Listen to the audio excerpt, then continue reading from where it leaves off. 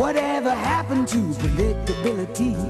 The milkman, the paper boy, the evening TV. You miss your old familiar friends, but waiting just around the bend. Everywhere you look, everywhere there's a heart, a hand to hold on to.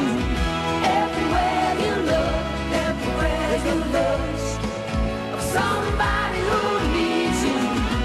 When you're lost out there and you're all alone, life is waiting to carry you home.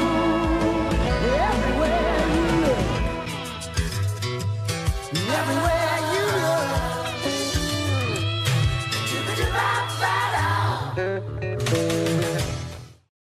Hello, Affton. Today is November 14th, 2018. I'm Josh Brown. And I'm William Swires, and you're watching Cougar News. Word on the street is that the entire Affton School District is considering changing its start times of their schools. Really? That's interesting. I could really use some more beauty sleep. Yeah, judging from your looks, you could use it. I actually just did a story on this, too. That was really hurtful, man. Just start the story. Affton is changing its district start times to start later, beginning next school year. So I wanted to see what students thought of this change. I feel like the school starting times are pretty average compared to the rest of America and their starting times in school. That being is that they should start later because for many years, for like 20 years, there's been studies that have been saying that school should start later because teenagers function better on a later day. But not all schools did that. A majority of schools didn't do that, so comparatively, we're okay. All right. And how do you feel about start times changing next year? I think that it's good that they're doing this, but of course I'm a senior, so I know that they sent the email to only the upcoming class and underclassmen, and I think that we don't need to know, but I think that they knew that they were trying to keep it a secret from us so that we wouldn't be upset by it, which is fine, I guess, but, you know, and it has to start at some point, so. Ethan, how do you feel about the school starting times right now? I mean, it's pretty rough. I gotta wake up at 5:30 to get ready and get, 7. So, yeah. And then how would you feel if the starting times were changed later? I mean, I guess that would be good, but at the end we'd have to get out of school later, so I don't really feel happy about that, but, sleep, I don't know. Affton wants to change their start times because kids are waking up too early to be at their best. This will make Gotch, Rogers, Manier, and Affton High start at later times. Alright, I'll admit it. Even though you made me sad with your extremely hurtful and unwarranted words, that was a good story. Good job, Will. Thanks, you big baby. Now let's go to our first commercial break.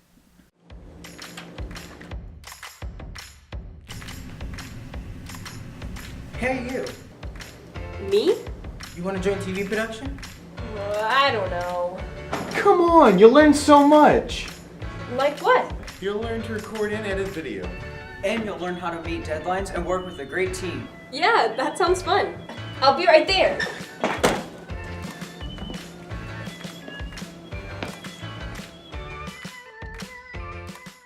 Welcome back, Affton. Will, have you been following our speech and debate team? Do you have a speech and debate team? Yes, they're really good. Recently, they just had 2 members get 4th place for their speeches at a tournament. Wow, that actually sounds really cool. Where do we learn more? You're in luck because Hope just did a story about it. Let's watch it. There's a club in Affton that's getting some buzz. That club is Speech and Debate. So what does Speech and Debate do? Me and Sophia Hart are the captains of Speech and Debate. So what we pretty much do is help run the practices and to make sure we have enough people for our tournaments. The speech part is more like we perform a short play or a published work, and it's like we emphasize on character and interaction, and then debate is pretty much exactly what it sounds like. There's a couple different types, but you mostly go up against a partner and you debate. So like if you haven't been to a speech and debate tournament, there's nothing like it. So like we have all these high school kids. They're all dressed in like business clothes, looking fly as heck, and the pressure is very formal and very stress related. Hopefully, speech and debate will inspire kids to get more active in politics and just expressing themselves and actually using their voice. From competitions to Monday practices, Speech and Debate is working around the clock to perfect the practice of public speaking and defending ideals, and have fun while doing it. One of the big reasons I wanted to start the speech and debate team at my school is because literally, like, there's so many schools in Missouri who have a speech and debate team, and I feel like Affton has a lot of potential to do that as well. And it's not like we're not, like, the schools aren't better than us. We just haven't had anyone to start it yet. Affton is one of the 254 schools that participate in speech and debate, according to the Missouri State High School Activities Association, or MISHA. For any more questions, talk with Mr. Kozak and Miss Ward to join today. But, ultimately it's about having fun and, doing your performance with your teammate. This is Hope Darty, Cougar News, signing off. Here at Affton High School, we make sure that our teachers know just how much they're appreciated. And at Cougar News, we select one teacher to be our Teacher of the Week. That's right. Zach just did a story about that. Let's go see who Affton's Teacher of the Week is. Here at Cougar News, we wanted to pick a Teacher of the Week. And we wanted to pick someone who was nice, kind, and who was, well off for their students and who wanted their students to succeed very well. It was a very tough and hard and difficult decision because there are so many great teachers here at Affton that wish for nothing but the best for their students. But we narrowed it down and we picked Mr. Moiko. Mr. Moiko wishes nothing but the best for his students, just like most teachers here, but he goes the extra mile and he makes sure that they have a wonderful day every single day. He makes sure that all of them leave the classroom hearing him say, "Have a terrific day," and telling them that they will succeed in life. So I went to CBC High School here in St. Louis, and then I went to University of Missouri in Columbia for my college. And I've been teaching here at Affton High School this is my 19th year of teaching and coaching football. I just want a profession that, just makes me feel good every day waking up, that somehow I can make a difference in someone's life. I just want them to be a good person and a productive citizen of their community. And I think that's my number one goal for my students. I just want them to continue their learning outside of my classroom because I believe that's how you grow and mature to be an adult in the community. I always just tell them before they leave that the bell does not dismiss them, and I dismiss them because I always just tell them have a good day before they leave my room. I'm pretty busy with my family. I have 2 boys that's involved in 3 to 4 sports, so I've been just driving them around, Ubering them around, to practices and their games. Yes, his name is Coach Haggerty, and he was a social study teacher and also my football coach at CBC High School. He was very strict, but at the same time, he really cares about his students and his players. My favorite thing about teaching are the students. It's always about the students for me, and they make my day interesting, but also pretty fast. And that's why we come to school every day. Great story, Zach. Let's go to a commercial break. Affton may seem small, but really, if you zoom in, you'll find that we're bigger on the inside. With the help of International Club, you can learn what makes Affton so big is its diversity. Educating ourselves about different cultures unifies our community, and they're here to teach and celebrate that. With connections to the International Institute and to local restaurants, they find what makes Affton bigger on the inside through food and guest speakers. Learn with Izzy Menzel and sponsor Mr. Jennings after school on Thursdays in room 50. Join today. Welcome back, Affton. Wait, is today Wednesday? Yeah, it's Wednesday, my dude. That means it's Papa John's Pizza Day at lunch! And Zach just did a story on it. Want to see it? Sure! For those that don't know, Papa John's Pizza Wednesday is an event every Wednesday during lunch where students get to enjoy pizza rather than the regular school pizza. During lunch, they also get to enjoy a little game where they may do trivia and such, and if they win, they get to enjoy a whole pizza to themselves for free. And I wondered, do students actually like to play this, and do they enjoy the pizza? And so I went around and asked some. Here's some of their interviews now. Are you familiar with Pizza Wednesday, Papa John's? Yeah, I'm familiar with it, yes. Alright. Do you think that students enjoy it? Yes, because it's different than normal pizza, because I'd say that professionally made pizzas from such places as that would be considerably better than school pizza, because that's their business, their job, so they have to be better. And do you think that the money that goes towards the pizzas could possibly be spent on something else? Yes, I guess it could be put more into after school activities and such things, like more disputed money,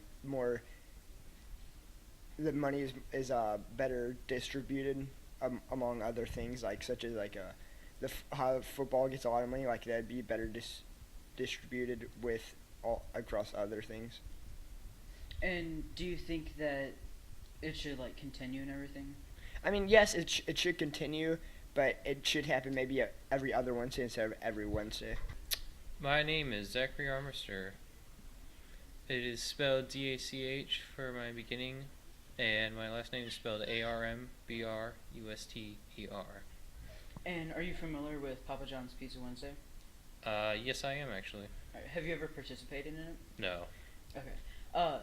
Have you seen other students or know other students who participated in it? Yes. Do you think that they enjoy participating in it? I honestly have no idea. Okay. When you look at them, do you see them having fun, kind of? Does it look fun? Sort of sometimes. And do you think that the money that goes towards Papa John's Pizza, do you think it should be spent on something else if it's bought with if it's bought with actual money? In a sense, yes, actually. What other things do you think it should be spent on besides pizza? That's a good question. Mainly, probably more supplies around here, maybe. And do you think that it should continue? I mean, it's not really up to me to say that. Do you think that because I've been asking other students, do you think that it should continue every Wednesday stop, or do you think it should continue every other Wednesday? Honestly, I think it should be done once every month. Is more of a way you could save money, for one. Plus, you wouldn't have to, go back and forth, wasting more money to, go out and get it. Saving them money as well. Do you have any other concerns about the Papa John's Pizza Wednesday? No. Alright. Thank you. Another stellar story, Zach. Recently, a new trend that the FDA has categorized as an epidemic has found its way to Affton: teen vaping. That's right. Hope Darty just did a story with all the facts. Let's take a look at it. According to the FDA, 1 in 5 high schoolers use tobacco-related products, and to those I interviewed throughout the school, they are not surprised by this statistic, especially Juul use. The small e-cig flash drive is in Affton Halls and many other high schools. I talked with students on how they feel about Juuls. I feel that there is a need for them with older adults, but and for I guess maybe college students who are trying not to smoke cigarettes, because I guess that is something, but it should not be allowed for kids our age in high school, just because it can mess with our brain chemicals and everything, and it could be a distraction. Now, obviously it's not great for you, but it's what other people. Some people smoke cigarettes, some people drink, some people Juul. I also talked with Mr. Kozak to get what the teachers are thinking. It's something unlike cigarettes and some of those other products. It's easier to conceal, and so there's kind of this double. You can literally do it in class. There's no way anyone was actually lighting a cigarette in class. So if part of the reason that people are using Juuls is to rebel, then you get a double dose of rebellion when you can do it right in front of your teacher. So what is admin doing about it? The question becomes like, what can we do? I think they are certainly aware. I think they're doing as much as they can. I don't think they can do I don't think they should do daily searches on everybody for that, because I feel like that's just a waste of time. I feel like they're doing all they can right now. Like they're trying to spread awareness through the posters. It can easily be concluded that Juuls are around and there are a lot of them. It's best if we educate ourselves about them and learn how we may prevent future users from getting addicted. The number of high schoolers using e-cigs is 2.95 million, and the number should stop there. Yeah, they're definitely not good. This is Hope Darty, Cougar News, signing off. You know, I actually did learn something. Mind if I return the favor, Josh? What do you mean? Well, the school has been using some money for restorations around and outside the school building. I didn't know that. I just did a story explaining the whole thing. Let's check it out. I needed to learn what students thought about the financial plan currently, so I interviewed Hope Daughtry. There are some issues about chairs and getting new textbooks versus landscaping. Wanted, better looking outside, that they thought it was quote unquote embarrassing, but still, we're the ones that use the resources mostly, as well as the teachers. So, when they do landscaping and then don't get new textbooks. I don't know the complete financial situation of the school. The argument's still kind of, flustered. The principals decide how to delegate the budget for each teaching department. The school board has to think about the budget with the entire district. I learned how money is spent in our building in my interview with Dr. Powell.